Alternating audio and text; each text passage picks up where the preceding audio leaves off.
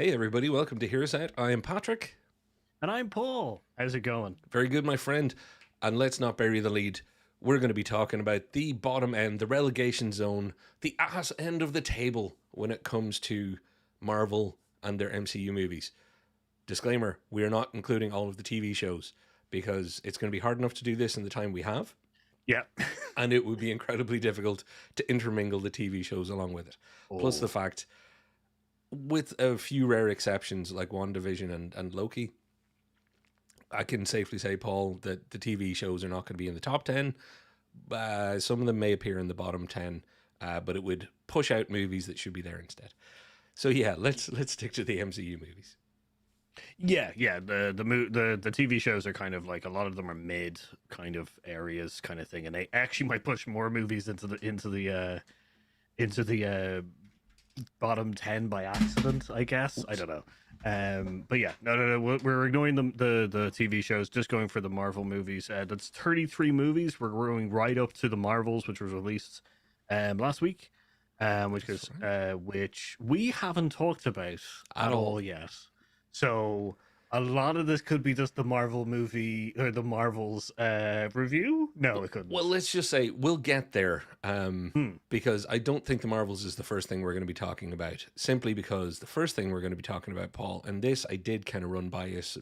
By the way, everybody, be prepared for a rocky ride on the imagery front, but we're going to wing this and we're going to make it happen. There's 33 of these damn movies. It's going to be difficult. I need like 7 extra screens to manage this one. But what we'll do is start off with here's a list of all 33 that aren't showing on screen. There they are, everybody. So you've got 33 movies, starting with Iron Man and the Incredible Hulk, and tailing off now with Guardians of the Galaxy and the Marvels, or Captain Marvel 2, depending on how militant you are about the idea that it's a sequel. I would see it as a continuation of sorts of various TV shows. I see I'm already talking about it, Paul. We'll have to talk about it later. Mhm. But to move things along, let's just take there's 33 of these things. That means there's 11 of the best, 11 in the middle, and 11 at the bottom. We'll give you Yes. our worst 10, and we'll give you the bonus 11th that would just squeak out of the relegation zone by the end. Yeah. I'm going to just hit the button, Paul, and say these 11 we've chosen to save straight off the bat. Iron Man, it's a no-brainer. It's not going to be in the bottom 10. Thor Ragnarok, similarly. Thor, it has its haters. Mm. I'm not Yeah. sure why. I know it's a bit Shakespeare in the Park in places, and it's really just a fight in a town in the end, and all of the usual criticisms. But I think it's a bit more than that. It's very difficult to intro Thor. Branagh pulled it off. We've all forgotten the bad bleaching of eyebrows. Good choice to never go back to that. Very strange. But yeah, it's an easy safe for me too. Yeah, Thor's an interesting one because I think a lot of people forget that it is it's the Aquaman of the Marvel universe in the sense of it's a real weird play kind of movie. So out of all of the movies there, it's an easier kind of, or it's a harder sell. This is a Yeah, man from Viking Asgard kind of thing. So I think they did a really good job, and I definitely would save it. So very good. And the other no-brainers, obviously the Avengers movies, all 3 of them safe. The half Avengers movies, like Captain America, Winter Soldier, and Captain America: Civil War, they are also safe. In fact, Paul, if we were when we did our list and we were talking about some of the best, Captain America: Civil War, Captain America: Winter Soldier, Infinity War, Endgame, these are the ones that we're talking about in the higher echelon here. So it's a yeah. no-brainer. And fair play, Guardians of the Galaxy and Guardians of the Galaxy Volume 3, I think for me, no brainers. Paul, you had no arguments there. No. I think I am. Sorry, I was suddenly disturbed by the chat there. Hey, Uh, do you which like the is Guardians of the Galaxy though? That was yeah. my thing. So Like they're so safe. the first. So first Guardians of the Galaxy is safe. It's an absolute amazing way of introducing the space and everything like that. It set the tone for everything. Volume 3, I am it is I cannot watch that again for a while because it's really Yeah, good. It's such an emotional pull, so it's safe. yeah. And for me, I would love if we were doing the top half because it would be one whole episode on whether or not I'd put it right at the top of my list. Because Guardians of the Galaxy 3, I have made no qualms that from a personal point of view, I think it's some of the best storytelling.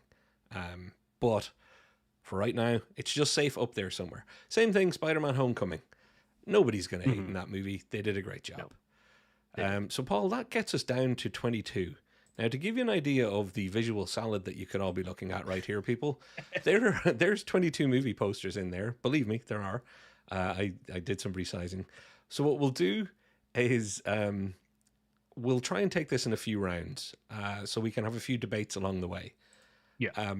Without Paul's input, I arbitrarily pulled together some rounds. So of the movies left, and the next round, Paul, I am calling out, and I know there's going to be at least one issue on this because we've had the discussion before. I'm calling out Captain America, the first Avenger, Doctor Strange, Black Panther, and the other two Spider-Man movie. So Spider-Man Far From Home and Spider-Man No Way Home. Yeah. So, Paul, the controversy starts, for me, not with the Spider-Man movies. I think they're pretty much safe. Are you going to have an issue? Either of those make your bottom? No, the Spider-Man are fine. They're really good. Okay. They're in the mid 11. Yeah. Very much in the middle somewhere. To the middle, maybe bottom for me quite often, depending on the day. This is one of those, there's a few of these that shoot up and down my list. Never make it into the top 10, never make it into the bottom 10, but get perilously close. That's Doctor Strange and Black Panther. Because I love Doctor Strange as the character in some of the other movies. But the Doctor Strange movie, sometimes I watch it and I connect with it and I love it. Sometimes I'm like, oh yeah, it just I'm missing something. There's a little something I'm missing. But for me, it's definitely a good enough movie that it's not in the bottom. No, Doctor Strange and Doctor Strange is fine. I think it's in the middle. I think it's always going to stretch into the middle of that group kind of thing. I think it's a great introduction to a character who has better movies out there, or is a better character in other movies, kind of thing. And I think that's the same for Black Panther. I think they're very solid introductions to characters. A little bit more because obviously Black Panther isn't the actual introduction to that character. Yeah. It's actually the Civil War, but it's a good continuation and giving us a little bit more background on that character. So Spider-Man's, Doctor Strange, Black Panther, all safe in the middle zone. So I think we should go to the comments briefly because I specifically put this round together knowing that 4 of these were likely to be safe because I know Paul well enough. Yeah. Now, before we ask about the 5th, let's check the comments, Paul, because you said you were distracted, and I think I just spotted why. Yeah, go for it. So it was actually because where was it? No, it was Little Shock First Cap Age of Ultron wasn't saved on the first round. It wasn't the Cap. It was Age of Ultron on the first round. It's not in the top 11. Like Ultron, no. Now, I'm an Ultron defender, as we've talked about before. Very much an Ultron defender, but I accept that it's one of the weaker movies in a lot of ways. It's safe in the middle section. I know we're kind of going a little bit above the thing, but Cap for me is not in my middle area, my middle 11. And I know that's controversial, but I don't care. Well, Paul, it's in my top 10.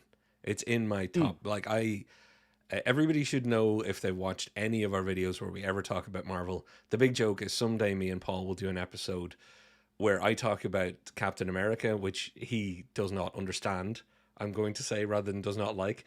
And he will talk to me about Thor: The Dark World, which I obviously do not understand because I can't even say that I don't like. We've both stared at each other and it's been like, how can we know each other this well and yet this just doesn't travel? So that's going to come up. That's going to be a feature. So Captain America is in your bottom 11, Paul. Yes. That's the first of your bottom 11 that we've come across. Yes. That is controversial. But just while we're at the chat, I want to call out, hey, Mark Tonks, thank you for joining us. You know nothing about Marvel, but you're hanging out, so good. Thank you. This will be more of an education in how badly live YouTube can go, probably. Yeah. That's yeah. But that's Oh. the fun in this. So you don't need to know anything about Marvel. Just watch me squirm and probably the screen go blank a few times. And watch Paul squirm as more and more comments come in going, seriously? Captain America is worse than X, Y, or Z? Don't care. And he have the really internet. doesn't care. Bruce says, laptop problems, got you there. I'm Minority didn't. Yeah, Pop, you didn't like Guardians 3. You know what? Different taste, man. It's called cool. I still love you. But I don't get that pass. no, you. It's not the point of this show. You'll never get a pass for anything, and I wouldn't expect it from you. Sebi Jubark and hello. Hey, Brian. Yeah, nice one. Cap One is Red Skull. I love him as a bad guy. I'd say Cap One has Captain America, Chris Evans, possibly the greatest casting with some of the greatest scenes in all of the MCU. Doctor Strange would be in my relegation zone, to use a football analogy. I kind of see that one, Gavin. Kind of see that one too. Like I say, yo-yos, comes up and down. If they hadn't made so many bad movies recently, Doctor Strange would possibly be making it into the bottom end.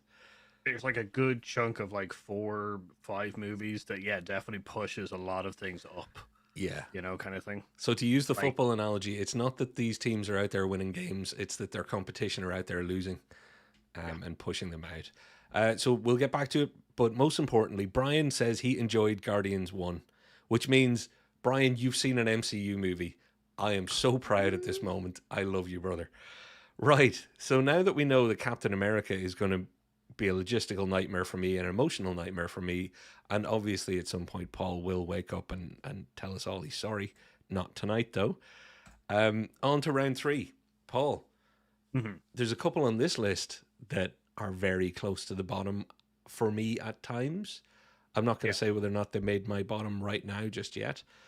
But Ant-Man, Shang-Chi, Guardians of the Galaxy Volume 2, Iron Man 2, and Iron Man 3. How about we start with Ant-Man? Ant-Man is not in my bottom. It's not in my bottom group. Nope, not in my bottom group either. I'm looking over. It's in a yellow zone. I have it coded as yellow, along with Doctor Strange, which means it easily could have been in the bottom if they hadn't made enough of the other bad movies that we're going to talk about. Yeah, like once again, Ant-Man is kind of. I enjoyed Ant-Man. It's a funny introduction to Paul Rudd's character. So like, I can't.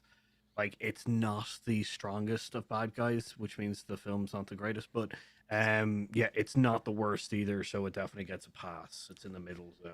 I'm so grateful to you for bringing up the villain, because there will be a thread that you will see for some of these things, that bad villain is a problem, and that it's a Marvel problem, and it's dragging a lot of their movies down.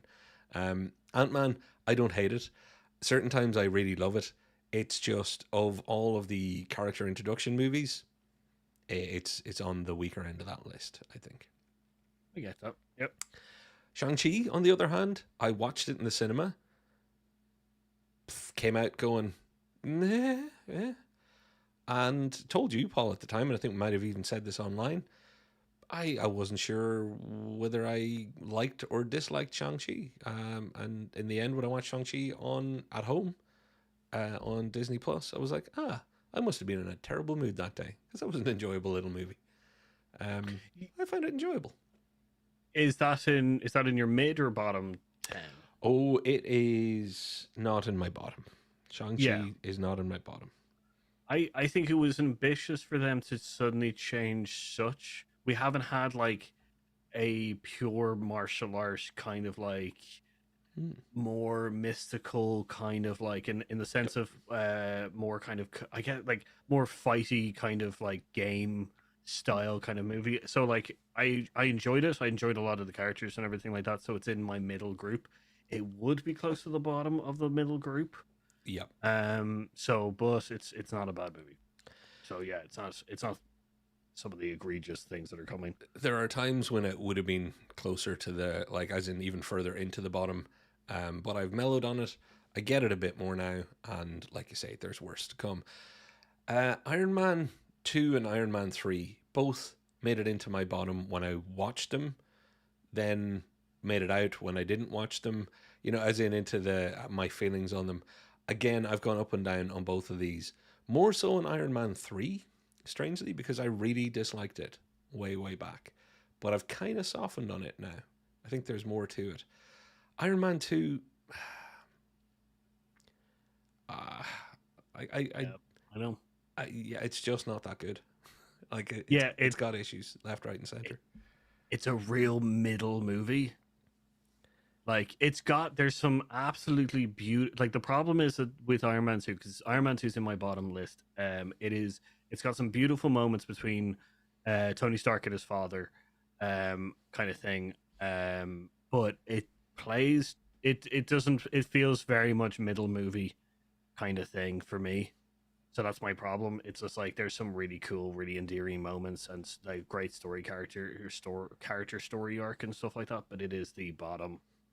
It just middle movie kind of thing. Iron Man 3, I also kind of yo-yo between us, but I think the whole, they bring it back to kind of original, kind of, they bring it all the way back to kind of middle thing where it's just Tony and the kid, and just focusing on kind of the like why he built the Iron Man suits, Yeah. kind of thing. I think there's a lot there. So it's Iron Man 3 is actually in my middle group as well. Well, here then, Paul, is where we diverge again. So Iron Man 2 and Iron Man 3 made it into my bottom list in the end. Mhm. Now, Iron Man 3, very close to that, the top of the bottom, let's say. But Iron Man 2 made it in. There'll be days when I take both of them out and say, you know what, I appreciate them for what they are, but they weren't good enough. They were some of the first fast cash-in movies. It was the first sign of quality control being dropped, and it was very early on because remember they came out in quick succession after Iron Man. But yeah, so I've got 3 in and 2 in. You've only put 2 in, so 3's in your middle group. Yes, yeah, 3's in my middle group. And we're about to disagree again, I think, because I know you're not a fan, and I very much, much like Shang-Chi, first time I watched Guardians of the Galaxy Volume 2, didn't work for me. Does now. Yeah, Does now. As part of the trilogy, it works. But being fair, it's at the very bottom of my mid-table. yeah. My problem is the volume 2. Just once again, the bad guy really just doesn't feel in any way, like Guardians of the Galaxy 2 is a great movie. I really enjoy it and stuff like that. But the bad guy kind of just makes everything just so. I never thought anything was going to happen. Yeah. I was just, like it never felt like a threat was there, even when they decided to, spoiler alert, do the thing that they do, which was very sad. I was very, very sad about that moment. I realized that Mark's actually in the thing, and I don't want to spoil that moment for him, so no one spoil that moment for him. Yeah. But Volume 2's got an emotional impact just for that, but overall, I was just sitting there going like, if they were just to make a Rocket movie, like Guardians of the Galaxy Volume 2, what Rocket did, I'd be just like, that's a better film. Like I think Rocket had a great film in Volume 2, but as it's Guardians of the Galaxy 2, it's the whole thing. So, and I'm gonna take one moment to just put a few things on the shelf for everybody to remember. Guardians of the Galaxy Volume 2, as much as it's raised by being part of the trilogy for me now, I'm not factoring that in when I make my decision on where it's at. I know I wasn't. However, there is the other side of it, which is going to come up when we're talking about the Marvels, which will be very, very soon for those of you here to see what happens. Guardians of the Galaxy 2 was fun and very Guardians of the Galaxy, and it was a movie that you could go and enjoy. If it had just been a Marvel movie, the same way that Iron Man 3 was just a movie, so that's why they're kind of in and around the same areas for me. It's because Guardians of the Galaxy Volume 2 was a pretty good Guardians movie. And the introduction of Mantis was good. And the thing that you don't want to talk about was meh, yeah. And, new take on Groot, all sorts of good things. So there's enough there that it just bubbles out. And unfortunately for Iron Man 3, bubbles that in. So, Paul, we have a few disagreements along the way, but it means we're trying to get to a point.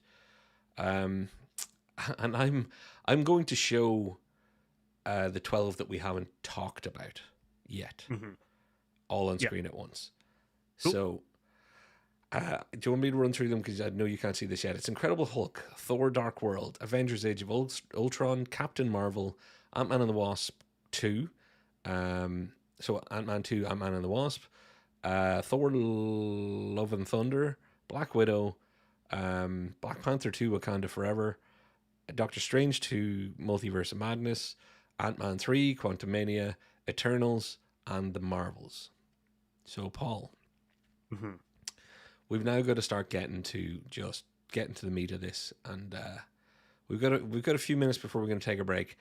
I just want to call out what on this list is completely safe for you that we can argue about right now, because I think that's Incredible Hulk.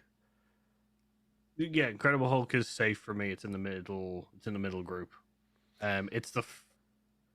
It's the bottom. It's not. It's in the bottom third for me. Yeah, my thing is that it's a great introduction to a character. The Bruce Banner was an amazing. I really I love Mark Ruffalo's Bruce Banner and stuff like that.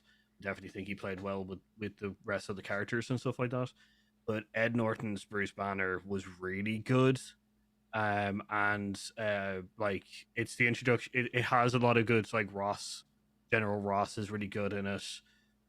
Which goes Betty, like the overall, it's a really good Hulk movie. And it's the only kind of like Hulk movie on its own, kind of thing. So like I really enjoy it, and since it's focused on the one character and stuff like that, I just have to. It has to be in my mid kind of zone. It's not in the bottom, kind of thing. I would agree with just about everything you've said there, to be honest. But what slides it down for me is that villainitis. I didn't feel that they'd actually structured it well enough to have the fight with Abomination at the end was, being one of the earliest MCU movies, it should have been a warning to us all of what was to come with some of this third act. Fight something just like you in the slightly dark. It was a bit of a letdown. Overall, I don't hate the movie. I actually don't dislike a lot of the movies in the bottom third, but I put Hulk in there, Incredible Hulk in there, and I understand why you didn't, and on another day I could probably agree. But today I'm going to argue with you on the internet. Just fine. It Takes Two, big shout out to you. Everybody go check out their podcast.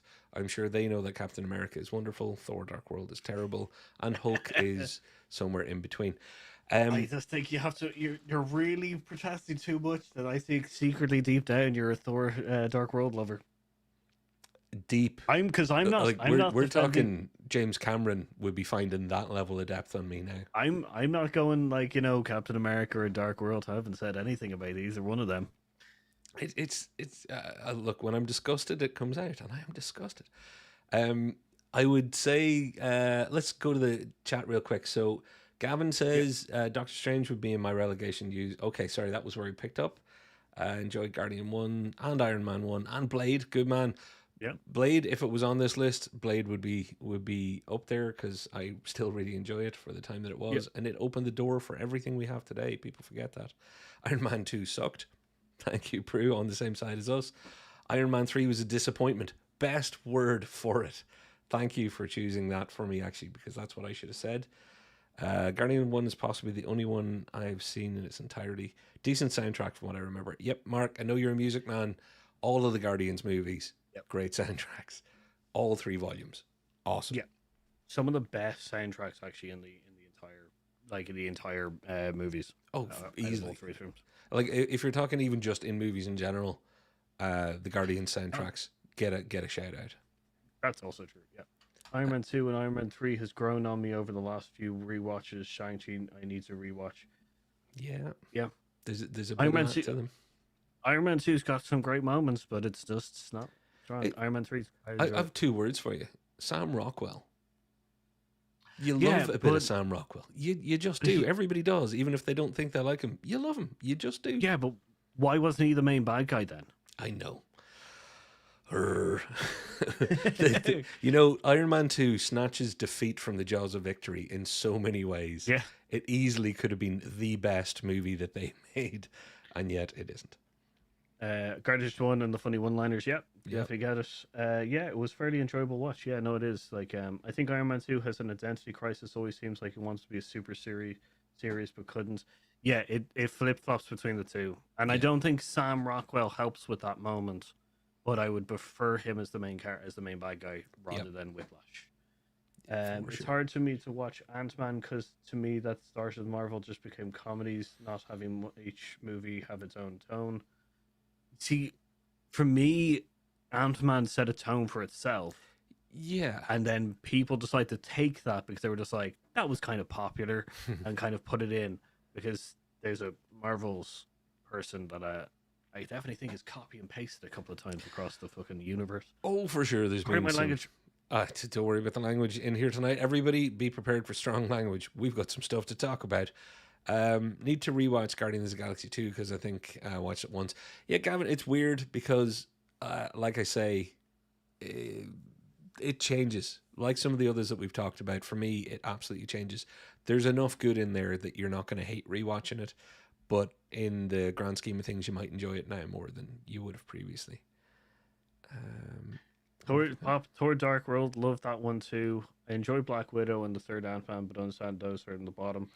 Black Widow and the third Ant-Man, yeah, they're like, yeah, obviously kind of in the bottom.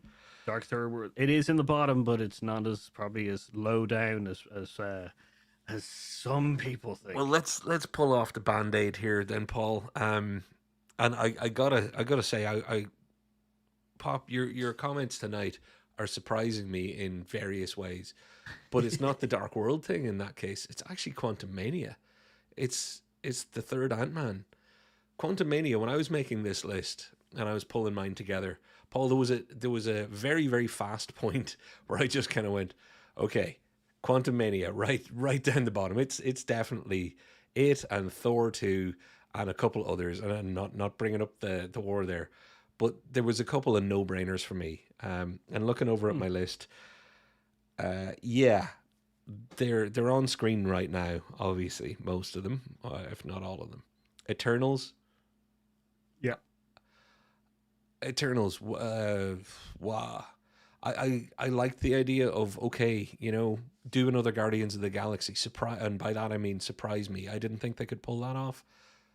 Pull it off, and it would have been great. If the Eternals had worked, I'd be sitting here going, yay, great. Be as adventurous as you want, be as challenging as you want to the viewer. But it wasn't good.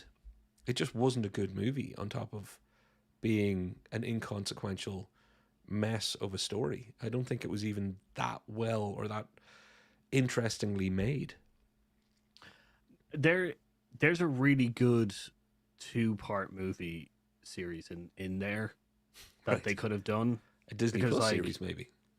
Yeah, because the thing is that the Eternals, they had that really good story with the one of the, I can't remember what they're called, essentially the monsters that are trying to eat the sentient life kind of thing. With that guy who keeps, with the version of that one that keeps evolving, that could have been a really good story for the first part, and then the reveal of essentially that, oh yeah, by the way, you're not as heroic as you think you are, kind of characters, would have been a great reveal at the end of that one, and then that could have been the second part of it. But they decided to completely ignore that really interesting plotline and decided that they would just reveal like 30 minutes near the end that the person we thought was good was a bad guy, and it's like, great, cool, I don't care. Yeah.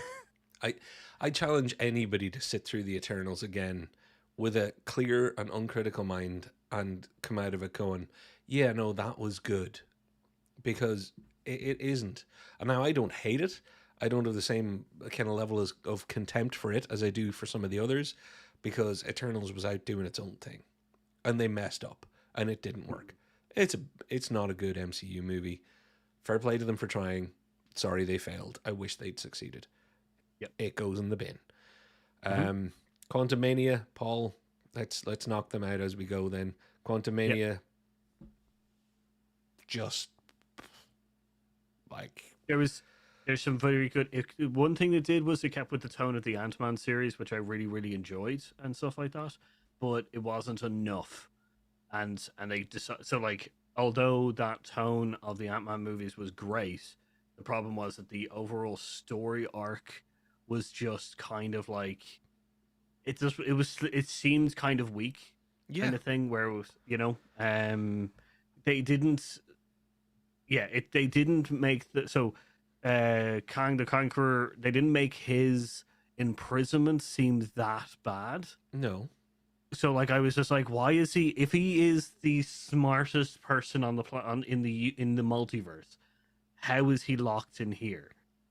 Like, kind of thing, where you've got essentially a family of degenerate, like, you know, shield making weirdos are able to just do it by mistake. I'm just like, yeah, I'm sorry. I, I don't want to go on at length as Yeah. to everything I dislike intensely about this. This is one of the movies I can pick on because I came out of it, and I will give you my feelings on it with this sentence. The person I went to see it with, I was like, I think the nerd moment might be over. I think it's something like this is going to force us back all underground. This is what happens when too much is let run too far. It is it is a perfect example of something that if I brought Brian, Mark, other people in the comments, so glad you're with us, putting up with all this comic book movie talk because I know it's not your thing, but I could bring you to a cinema to watch at least 20 of these movies, confident knowing that you're going to come out and be like, yeah, it was a good movie at least, or had fun, or something good.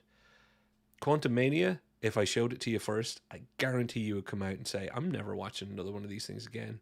This is your thing. Obviously, it'll never be for me. And that was the great thing about Iron Man. That was the Yeah. great thing about the MCU. It was for everybody. This was a mess in every single direction of the compass. And MODOK. So, by the way, anybody who doesn't know MODOK, there's a Humpty Dumpty like moment where there's a giant egg face, which almost makes sense in continuity of the movie universe, almost, but still doesn't. Not completely. And it really is just shoving in MODOK from the actual comics. So it was all just a mess. So Quantumania for me is like it's down there. I don't know if it's the bottom. We'll have to talk about Thor again in a minute, but we should move on. Yeah, Multiverse of Madness, Paul. Not in my bottom. Absolutely in my bottom. Yep. It squandered everything that it had going for it going into it. Ruined one of the great, brilliant characters that had so much done by the first Disney Plus TV show, and again separating it from everything else as a movie. It felt like a slog and a bit disjointed and a bit fan servicey. And again, if I was to bring somebody in to see one of these movies, uh, it's the other end of that Quantum Mania nail in the coffin for nerddom. It's like, give us too much and we'll take too much. Uh, if you're taking this as in, because it's like on its own, I don't think it's disjointed. I think it makes a character that we all love, which I do think if we connect it back into the WandaVerse and so, like into WandaVision and stuff like that, they did do her dirty. But she's such a badass in that film. Like, it definitely lets her like stretch her muscles and power to show how strong of a character she really is. And I also think that the tone, it's the first horror esque of the Marvel movies. So Mm. I definitely think that it's a once again a trial kind of thing. And I think people get hung up on the WandaVision to Multiverse of Madness kind of like connection kind of thing, and I think that's what ruins the movie for me, which I completely understand. But if you were to watch it and just take it as, yeah, Wanda's evil now, which is that's a real fun, it's a real fun, real dark movie, which I really get. But I also will say that Doctor Strange overall is a very hard sell character. There's a lot of people who don't like him, and I do enjoy him. But which is I don't think that movie is as bad, so it goes into my mid pile. mid pile is something that I won't argue with too hard, Paul. But I will say, uh, everybody that ever talks about Multiverse of Madness doesn't bring up the fact that they introduced other new characters because they introduced them really, really badly. Riri Williams and America Chavez and all of that stuff. Again, that's why I say disjointed. It didn't feel like a cohesive movie that was built with a decent flow. And again, this is accepting taking out they ruined Wanda and squandered what could have been their great next Thanos level villain if they really wanted. Like, talk about having a villain problem and ruining yourself by squandering somebody you've already got there who could be a great villain and then have a redemption arc. Anyway, we'll see what the commentary has to say about Multiverse of Madness in a moment. It's in my bottom, and it's going to be one of those ones when I say I agree to disagree. There's always good reason. I don't think it's badly made in the same way as like Quantum Mania. So it's I don't I don't have that level of disdain for it. Paul, do you want to pick one of the others from the list? Wakanda Forever. That's in my bottom list. It's disappointing. Not. Yeah, it's a no. It's like okay. So I want to point out that it's not. We're not in it. It's we need to put this in a kind of respectful kind of way as well. That we understand that the Black Panther actor Chris Boseman did pass away, but it would have been better to just shelve the movie completely. Well, kind of thing. Losing Chadwick Boseman was a massive blow in so many directions for so many people in the real world, but then for this movie, absolutely, what a challenge to try and make a movie out of it. However, it only gets a pass so far for that. Oh yeah, but it's in my bottom list. Like it's not. It's I would have preferred if they didn't make this movie, and they decided to just just move on properly, I guess, in a weird way. It just felt too close and stuff like that. It's a very challenging topic to have to bring up. Yeah. And stuff. So like I think they did it well up to a point, and then from then on it's just a mess of a movie. That's the thing. It's a slog to get through that movie and find it enjoyable the whole way through, because it's, again, bad guyitis is a bit of an issue here too. They really thought they were doing something with Namor and the whole villain side of things that they weren't pulling off. So This is one of those movies that I have a funny feeling was great on paper. It just didn't happen. Yeah, they also had the problem they had with the Sam Raimi, which was Spider-Man's, it's the Spider-Man 3, where they just loaded it up with characters. Because they introduced Ironheart and a couple of other characters that were just like, okay, you need to calm down.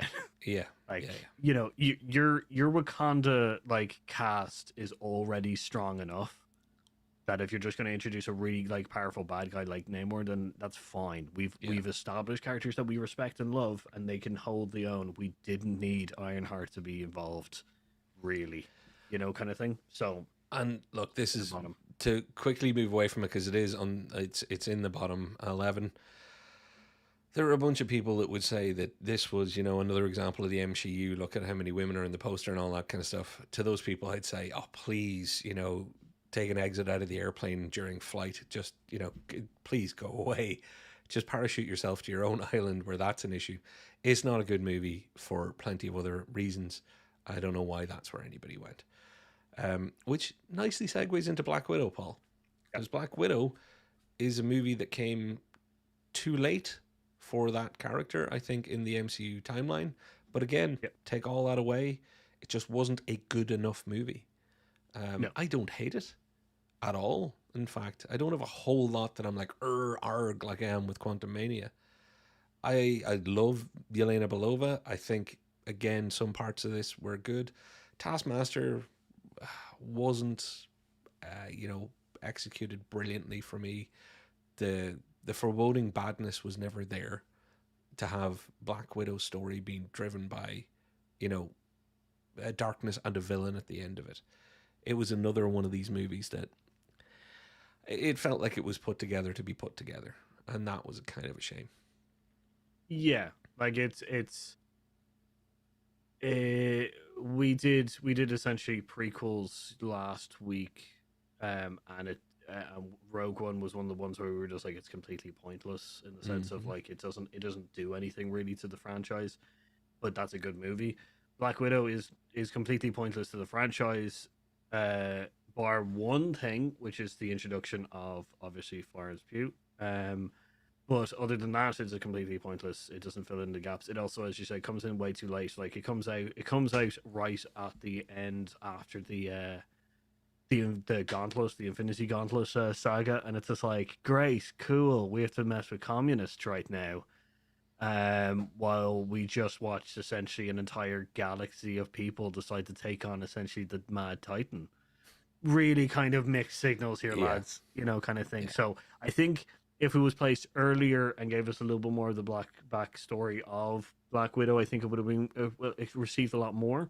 But because it was around essentially the rest of the Infinity Gauntlet stuff, it was just like, what is the point in this? Yeah. You know?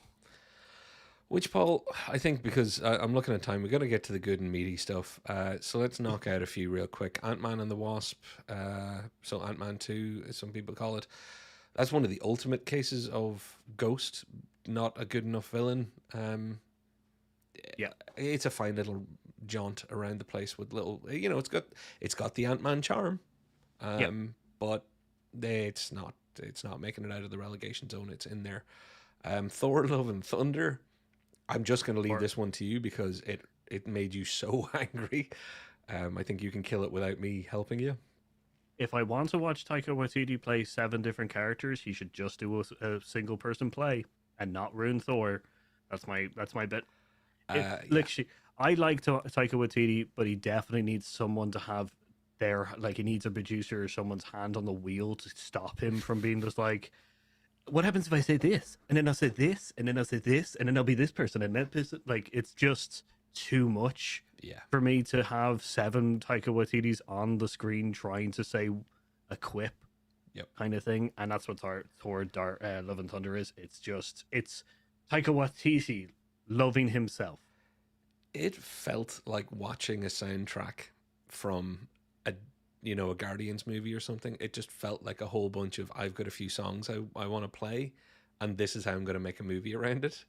And yeah, no, and I don't mean that it's directly related to the music in the movie. I mean, just there was no good movie there. There was so many strange story and plot choices, and I'm not even just talking about how Jane. No spoilers here, but how Jane and kids at the end with the whole thing, they undermined a whole lot of stuff, um, and that's a real bummer because Thor Ragnarok is actually in my kind of top 10. Yeah, So yeah, Thor is definitely in both our bottom lists.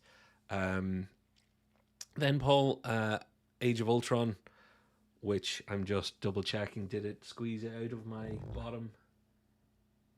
Did it squeeze out of my bottom? Uh, is Age of Ultron in your bottom third? no, it's in my middle. It's in my middle group. It's It's not out. It's not in my bottom. it also is. I can assure you right now, having checked, that Ultron is not in my bottom either. So we can move on from there. Strangely though, Paul, is Captain Marvel in your bottom? No. Captain Marvel is not in my bottom either. Yeah. That's a film that could have been a whole lot better. It's a film that I know personally I have a bigger soft spot for than most people. Yeah. And it's fair to say that I can understand that I maybe disproportionately like it. And Ben Mendelsohn really helps with that in a lot of ways. It's a tough movie to forgive some of its mistakes, but I think it's good enough not to be talked about in the bottom third. Yeah. I think it's a good introduction to Captain Marvel. I think Captain Marvel gets a lot of stick for I think Captain Marvel suffers from Superman syndrome in the sense that they are such a powerful character that Marvel doesn't know how to handle them. Hmm. So I do say that that's the worst part of the Captain Marvel movies. But Captain Marvel is a great introduction to a character who has very little understanding of human culture, but yet also still likes to play off the kind of like 90s like kind of like grunge kind of stuff, which is just perfect kind of thing. So Captain Marvel's in my middle group. Yep. And I think that's fair enough. Same thing for me. Now, Paul, to jump to the finish a little bit, because I wanna look at some of the comments and then get into our big finale here. I'm gonna be selective because there are so many wonderful comments. Thank you all. Um, Brian says Marvel movies are like Oasis albums for me. With each release, there was excitement and then the realization and acceptance that it's not good. In a lot of cases, that's true, but I hope Oasis have their Guardians of the Galaxy Volume 3 for you, Brian, because it's great when they get back to doing it right. And Mark says, good to hear your different perspectives with regards to these films. Thanks. Thank you very much. And follows up with, thought the first two Spider-Man, the Raimi ones, were great. Yeah, I actually enjoy the Spider-Man Raimi films, and I am an apologist for the third movie if I was allowed to edit it into a short, which is it's my same defense for Batman v Superman. Overall, not a good dinner, but if I was allowed just scrape some of the stuff I want off the side of the plate, what a great snack it would have been. I don't know how you make Superman versus Batman. I don't know how you cut around Lex Luthor. Oh yeah, well yeah. And weirdly, he's not even my biggest problem. He's not even my biggest problem. Oh boy. Taika Waititi becoming a caricature of himself. Unfortunately, Brian, that's a little bit of it. Although, look, a couple of mistakes does not a director ruin. So we'll see. No, I would like to see him do more. I do not want him not to do more Marvel films. That's true. I just don't want him to do Thor: Love and Thunder again. So that's my only difference. Well, we've got Gavin agreeing with us that so Gavin, looks like it's not just us that enjoyed Captain Marvel, so thank you for that support. And I will finish the commentary on Brian's other comment. A few Marvel movies were squeezed out of your bottom. We are talking about the bottom of our list. How dare you assume that we were thinking of something else? How dare you? That's in your head, dirty sir. In your head. Paul. So we're going to look at Paul's bottom list. I'm going to read mine first so that we can spot the differences here. I have the Incredible Hulk and Iron Man 3 in here, and I do not have Captain America or Guardians of the Galaxy Volume 2. Other than that, I'm going to save. We'll talk about the Marvels last, because you have the Marvels in here and I do not. Yes. I have not. I don't think I'd admitted to that to you before, but what was in here instead is Doctor Strange Multiverse of Madness. So we've already talked about that. So Paul, Dark World is in your bottom third. So I'm just going to leave that there, because you and I are going to have that conversation someday about Captain America and Thor Dark World. I think enough has been said. Yeah. Enough has been said. The rest of these pretty much were in agreement. Guardians of the Galaxy Volume 2, I get where you're coming from. I think you probably get where I'm coming from on Iron Man 3, that it's a bit of a fluctuator. We've already covered the Doctor Strange multiverse part. I think there's a couple of fluctuators and then a couple of personal choices once kind of thing. So. Yeah. So, Paul, we've got to talk about the Marvel in the room. Yeah. The Marvels. The Marvels, which I'm going to pull up one big poster of while you tell me it. I'll be honest, it's in the bottom of my mid. Yeah. It didn't make it into my bottom. So why did it for you? So once again, The Marvels is a fantastic film, two-parter film series that could have been. There is like 7 plots in there that none of them really get resolved, and then on top of that, so there's too many plots. There's no character development for most of them, which goes. There is character development for one character, which is really bad. Stop trying to make cats a thing, which goes Superman syndrome and bad villain thing. Now, I will say this. This is one thing that I will say. I went into this film completely clear of any of the any other people's kind of view on the film. I know that it's beginning to bad rap and stuff like that. And I will say that I disagree with the acting parts. I will say that people who say the acting wasn't that good. Oh, I think I yeah, disagree. the I, acting di- was I great. yeah, I don't agree when they go, really, these characters leading a movie. Yeah, go fuck yourself. The characters are great, fantastic kind of thing. My problem is that my problem is that everything of note happens off screen. You're having a revenge movie without the revenge part. Like the revenge part happens off screen. No one ever knew Yeah. about it. It's like if you didn't have Die Hard, but you had Die Hard with a Vengeance, and then just clipped back to Nakatomi Plaza. Yep. You know, it's just like what like why is Gruber to like hating on John?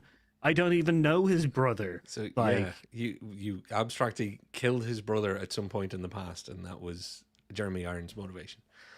yeah. So that's it, my problem. And they have like this is the final nail in the coffin for Nick Fury's character. Um, he is a joke now, Right. which is a real pain in the arse. I'm going to try and defend while also slam on the movie. This is going to be impressively mixed. First of all, you made me laugh with stop trying to make cats a thing. Um, Whatever, Firkin makes Firkin, whatever. I completely agree. This film is it's too messy. It's too messy. The opening act, the whole conceit of them not spoiling anything that's not in the trailer, them swapping places, that little mechanism, you know, good action scene, interesting little thing. Who cares if they're not going to be able to explain it well? I treated this film as, is it a good, fun little romp of a movie? It is. Does it have massive downsides? And like, how should I put this politely? The singing planet, I don't have a problem with the concept, and I'm glad they went for it. But and I don't even have a problem with tonal shift, but pacing shift. They kept doing things like the cats, like the singing planet. Just when they were starting to get their drum beat going, they stop and let the saxophone play and do a 3 minute solo, and then you're trying to get back to having you're getting back to trying to have a groove. It kept knocking itself out of its own groove. Yeah. When it was grooving, kind of like Guardians of the Galaxy Volume 2, when it was grooving, you just enjoy what it's doing. It has a good way about it, let's say. The acting, Iman Vellani was amazing. I thought Brie Larson was great. Her name has escaped me, and I actually do know it. Um, Monica Rambeau's actor, Tiona. Oh no, what the hell? Anyway, I'll get it. here's the problem, folks. Why do they hate Captain Marvel so much? The people making these movies, they made the first Captain Marvel movie so difficult for people to like because they started with the character having a complete memory loss. That was Yeah. how they introduced the character. They're like, meet this character. She doesn't know who she is. So you're not really going to know who she is because we're going to make it quite difficult for her as part of the story to find out who she is. Then we're only going to give you a third act for her to start discovering it and then become it. That's a bloody hard way to introduce a character. She had the hardest story as a character introduction. But as far as a sequel, and that's why I mentioned, because it does stick with a bit in my throat, Captain Marvel had been expounded upon a bit for everybody appearing in other things, particularly things like Endgame. People have a sense for who Captain Marvel is. There's a whole story they could have told, and a whole lot of it did happen off screen. If you didn't watch The Marvels, and if you didn't watch WandaVision, I am completely with you as to why you would hate this movie. You still can have a bit of fun with the action. But having watched The Marvels, or Miss Marvel, and having watched WandaVision, and those two being some of my favorite Disney Plus Marvel TV shows, Mhm. that helped an awful lot for my enjoyment. So this I rank out of the bottom 11 for me. But if I was Yeah. to take me out of it, it would fall back in to the bottom 11, Mhm. no problem. It's a real missed opportunity. And look, the Nick Fury thing, you watch Secret Invasion, I take it? A little bit, but It's awful. it's also like it's also getting this whole kind of like we have two Nick Furies, so I can't really be like which one's which, but this is meant to be Nick Prime. And my Uh, problem is, I my problem with Nick Fury in this movie is the fact is that I don't mind him having a previous existing relationship with um Captain Marvel, and I don't mind it being kind of like chummy. You know, I actually like that. The fact is that he's chummy with everybody, and that's my problem. It really diminishes their relationship by not having him as he is with other characters. He's very standoffish and very kind of like, you know, like cool and understanding and being through the ringer and stuff like that. He is the man with all of the secrets and oh all of the yeah, keys. And like when in the original Captain Marvel film where he's a little bit more chummy with her, it's just like, oh, this is like a Captain, this is a Nick Fury that is still optimistic about the world, a and younger Nick then Fury. Yeah, yeah, grows up to be Nick Fury as we know him. This film just puts the last coffin, like last nail in the coffin for like it's like the character, the person who wrote him, read a paragraph and just took. Yeah, sometimes he likes to be quippy, and it's just like, stop doing that. you're right. Um, He should not be everybody's best mate, considering that Maria Hill, who was his best mate, they didn't show that level of relationship at any point in the whole thing. So yeah, I get it. Captain Marvel goes back a long way with him. That makes sense. Iman Vellani is, by the way, that's Miss Marvel played by Iman Vellani, is amazingly likable. You could understand even then, but I'm with you. Everybody else as well is just pushing that too far. So I am completely with you. So Miss Marvel, perfect in this film. Have no qualms, no nothing have about that character. She is the only character in this movie. She doesn't have any kind of any kind of character development, but in no way needs it. She is a great center for a lot of people. I don't think still Nick Fury would be chummy with her, because he's annoyed about Spider Man, like Tom Holland's character. He's Yeah. annoyed about he's annoyed about everybody except for Cap and like Scarlet. Like, but there's still no chumminess there. So I think he would have still been his Nick Furiness with her, but I think it would have been slightly softened in the sense of she's been put into this situation without really kind of knowing what's going on. Like, so yeah, my I have strong the reason that I feel that this was such a missed opportunity for the characters in this film, that it's in my bottom list, which is Captain Marvel, Brie Larson gets a lot of stick for being Superman in Marvel Universe. Um, Rainbow, I think it's been too long. They should have had her in something before, um, like a little bit Oh, more. you're talking about Valkyrie? No, From no, no. oh, The Valkyrie story. Once again, as I said, there's several story plots and stuff like that. I meant Lieutenant Trouble. Photon. So yeah, Yeah, Rambo, Monica Photon. Rambo. Yeah, a little bit more information about the character and stuff like that. Yeah, like I know she's in WandaVision and stuff, but that's so far back that like her line about it's just like, yeah, I went through a hex or witch's hex, and that's how I got my powers. It's like, also, what is your powers? Yeah, well, it asks it leaves a lot of questions to be asked. So essentially, Paul, I'm with you. I'm with you. This is our longest episode in a very, very long time. So anybody who stayed, thank you. We kind of abandoned the idea of doing proper YouTube somewhere around the halfway point. This has just been you guys watching me and Paul have a very awkward conversation while we semi remember that we're doing this in front of cameras. But to put a cap on the end of it, what do we think of the Marvels? I guess as a group, I would never speak for you, Paul. We never give a joint decision on anything. That's why this is fun. But by the sounds of it, I think we're somewhere in and around the same ballpark of it is by no means the worst or most egregious. This is not the Eternals or Quantum Mania. No, no, no, Like it's not the very bottom. But no. for me, because I'm very forgiving and because I can, with taking it what it is and giving it the kind of Ant-Man pass or, Guardians of the Galaxy Volume 2 pass of, well, actually, when it was it cooking quite well? Yeah, it had its moments. And if it had been allowed keep going in its stride and hadn't been wrapped around a truly awful story, um, and possibly one of the weakest villains Yep. we've ever had, the knockoff Ronan the Accuser. Also, what the hell's with the sticking a stone and a hammer? Like, new ideas, people, new ideas. They're just using the same mechanisms everywhere.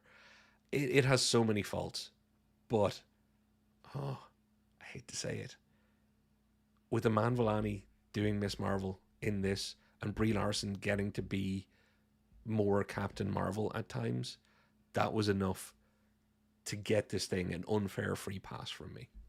And when I say unfair, again, I know I'm biased, and I'm happy to recognize it.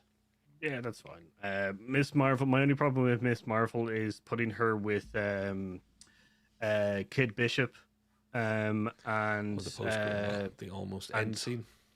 Well, putting her with Kid Bishop, putting her with America Chavez, and putting her in with Spider Man. That is going to be a High School Musical nightmare because everybody's going to be once again fighting for some kind of quick quip. My problem is that Miss Marvel, Kate Bishop, America Chow, and Spider Man are now just becoming essentially who can get in the joke the fastest. Well, like, see, I'm more, and this is where I'm going to do a podcast. Because like, this could be a 4-hour podcast. We'll stop when we're done. Kate Bishop. You got a minute. Kate Bishop in Hawkeye. I thought she was brilliant. Yelena Belova, brilliant. Iman Vellani as Miss Marvel, brilliant. You know, you're talking good stuff here. If we can get some good writers and directors back together and really think this stuff through, nothing has to be a car crash. So, Paul, with that, will you end us as quickly as you can? Thanks very much. Let us know your list down below. I've been Paul. I've been Patrick. Like, share, subscribe, and get in those comments. And we'll see you next time. Thanks, everybody. This has been weird. Bye.